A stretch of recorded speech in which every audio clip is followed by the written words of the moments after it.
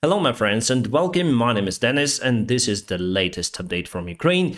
As usual, we have awesome news for Ukrainian counteroffensive that is going in the Kharkiv region, and I'll show you that place, my friends. So this huge part, you can see it even from this scale, was liberated by Ukrainian forces. Here, if you compare it to Kiev, I think it's even bigger than this region that was occupied by Russians, including Chernobyl area on the north. So yes, definitely we were able to free the vast part of the territory, and the fighting is ongoing here on the south, not as effective as on the north, but still we have some of the ground gains there as well. And also we have a new spot for the Ukrainian counterattack. Today we got one very important city, and let's go for it, my friends. Let's zoom to this territory. As you can see, the most part of the Kharkiv area is freed from Russian occupiers. Here we have the border of the Kharkiv region. Still we need to free this part of the territory. I think we're gonna do it very soon, but not as fast as we did it here. And the great thing for Kharkiv, my friends, that Russians moved far away from the Kharkiv city, and now they cannot reach the city with the standard artillery systems. I'm speaking about plain 152mm barrel type of artillery. Those are the great news for civilians. By the way, my friends, we have the gray areas here. It means that the fighting is ongoing in this place and near to the water storage. Let's zoom into this territory. Let me show you more details. I think Russian forces took the proper decision for them. They just run away to save their lives.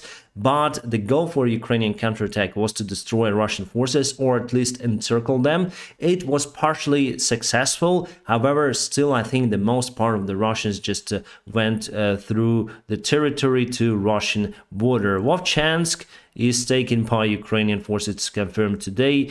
Kupiansk, obviously the city itself, here you can see the blue territory, this part of the city, but it's divided by this small river. The fighting is ongoing for this part of the Kupiansk, and from the information I got, we already took the whole city, and obviously we conduct our counterattack from Kupiansk direction there. So we're gonna take this road on a way to free Kharkiv region, my friends. So this road Russia may also use for reinforcements. They may send more troops to Kupiansk area. Here it's still very vulnerable for Ukrainian army. And obviously we have the water storage here, Oskol reservoir, water reservoir indeed.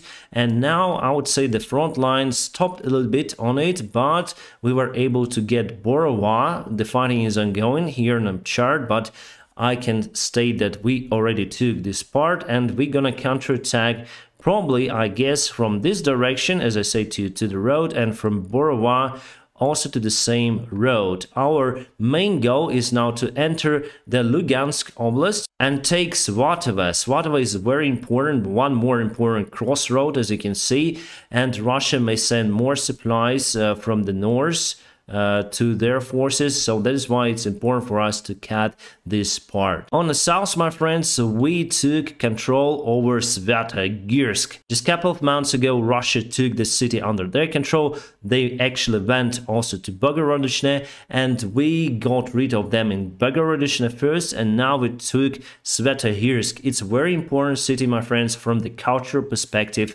from the Orthodox religion that we have in Ukraine.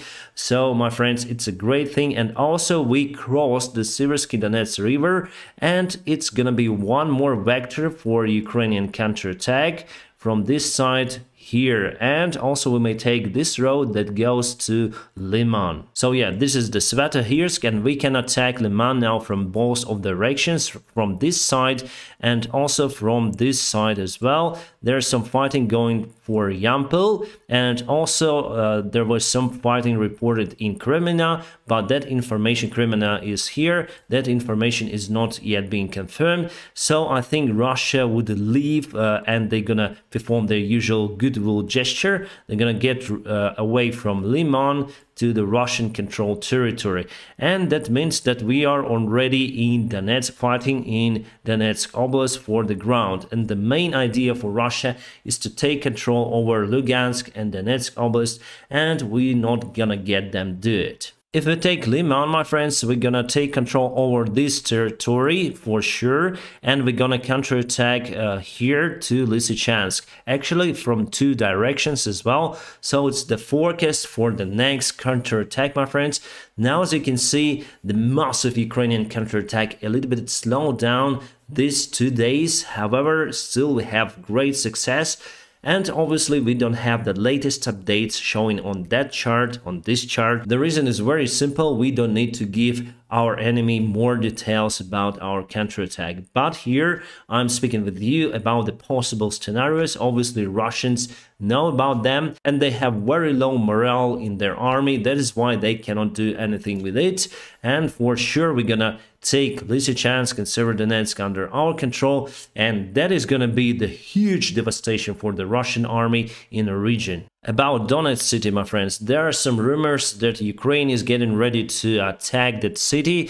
I'm in doubt about it because still we don't have enough resources for that, because we are attacking on the Kharkiv region, so we use lots of our troops and artillery.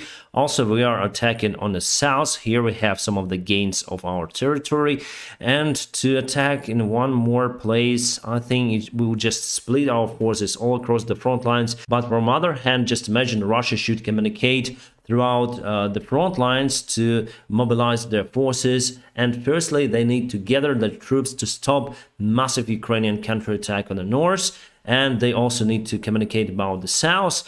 And one more direction should just devastate Russian army communication. And that's how we probably gonna do it, gonna get rid of their main city, Donetsk, that is under control by the self-proclaimed republics that are the Russian puppets, obviously. Also, one more direction of the possible Ukrainian counterattack is Vuhledar. Vuhledar is here, and we prepare some of the positions here before, and it's the way to Mariupol. So if we take Mariupol back under our control, it's gonna be also the big punch for the Russian army, and they'll have internal crisis. They already have it in Russian society and Russian government and Putin's circle itself. Today we heard the news that some of the Russian officials in Moscow and St. Petersburg signed a letter for President Putin to resign. So now they do not afraid, and it is the first step to get rid of the Russian leader and his circle. All right, let's go to the Kherson, my friends. Here we got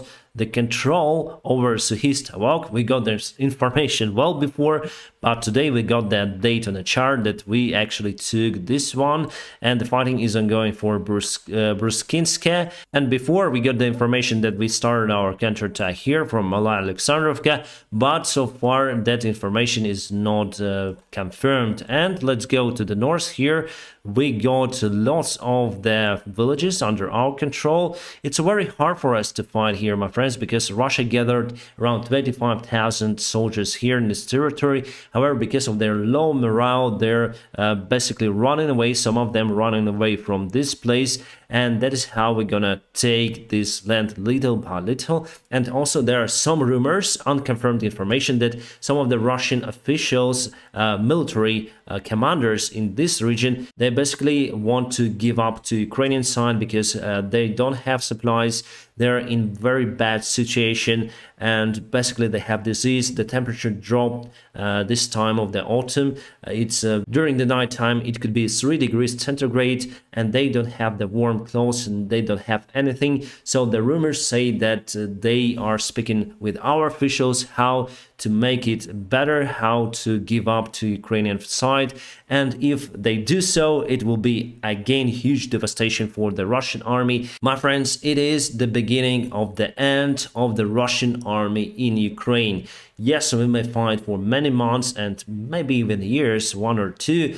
I do not expect more than that. But for sure, my friends, it is the end of Russian army and probably the Russia itself as we know it. This wave of retreating Russian soldiers obviously will go to Russia itself and directly to Moscow Kremlin. Before we go to the latest news and events, let me tell you about the sponsor of today's video.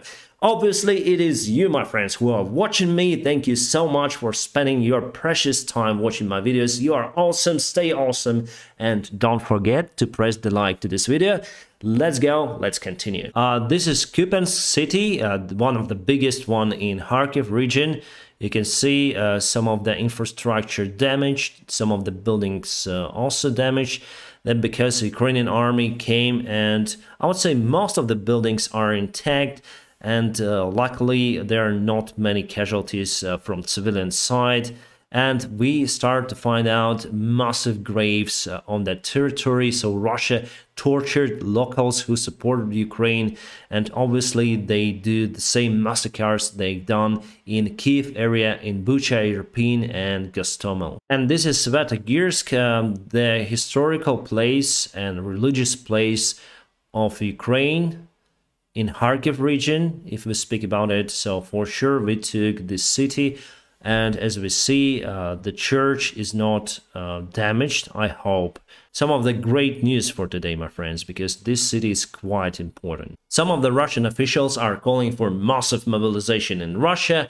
Actually, it's already ongoing, the hidden mobilization, but they want open war mobilization of Russian men, saying that without it, Russia cannot win this war. Obviously, it is like that, but even with it, Russia cannot win this war. Just remember the first day of this war, then they got the Moskva flagship, all of their tanks and everything. And now what are they going to do is just to send many men, like hundreds and thousands, maybe 1 million, who knows, armed with AK-47 and 74 and on old ancient Soviet tanks. So what's the reason for that? We don't know. And also Russians themselves doesn't want to fight in this war. Mainly, they support Russian regime, Putin, and Russian peace.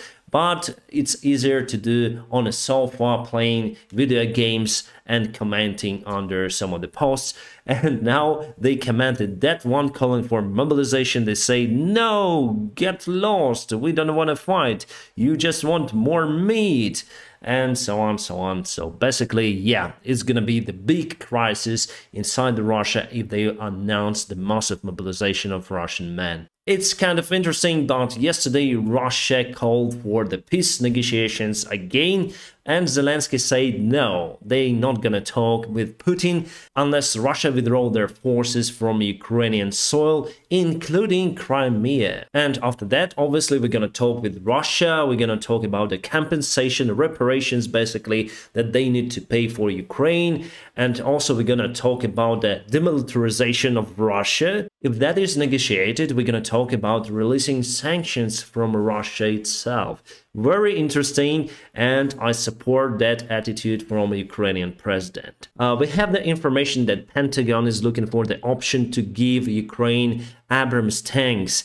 If they're saying like that, I think it's already been agreed to give Ukraine those tanks, because basically I think we already used the most part of our ammunition for the T-72 and T-64 tanks, and we need Western-made tanks to fight successfully on the front lines. So I honestly expect those to be delivered to Ukraine very soon. Yes, Russian trolls may say that you need many months to be trained on those tanks.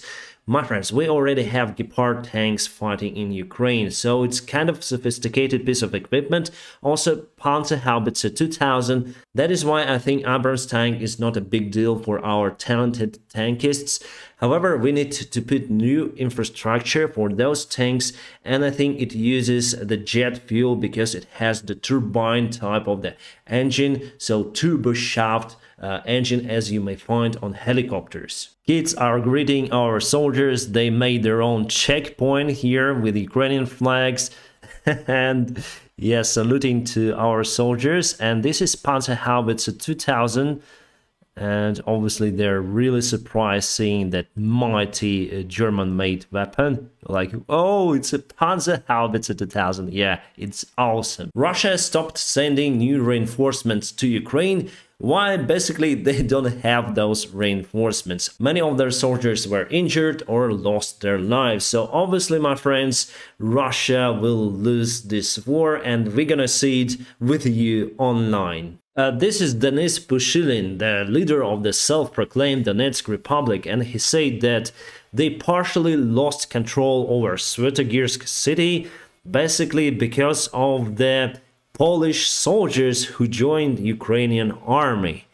Interesting. Right, guys, it seems like we have some of the breaking news. While I was recording this video, we got the information from the Russian publics, and Russian military, they're saying that Ukraine starts a massive counterattack towards Donetsk from Marinka. So Marinka is here.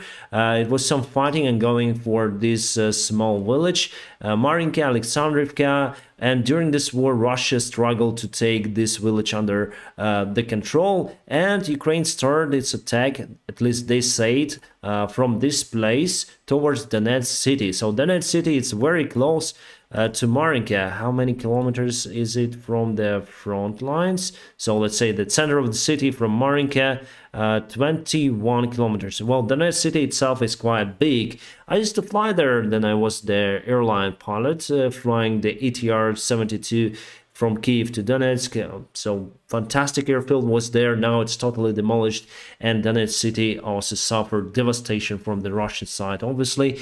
And we're gonna probably try to take the city, but so far we don't have the confirmed information for that. So I'll keep you updated for this, obviously. And now, my friends, don't forget to press the like to this video if you want to support me financially. There are some of the links in a video description just below. You may support me on PayPal, Patreon, or Donatello, whichever you like. My friends, stay awesome. I wish you a peaceful sky wherever you are. Have a great time.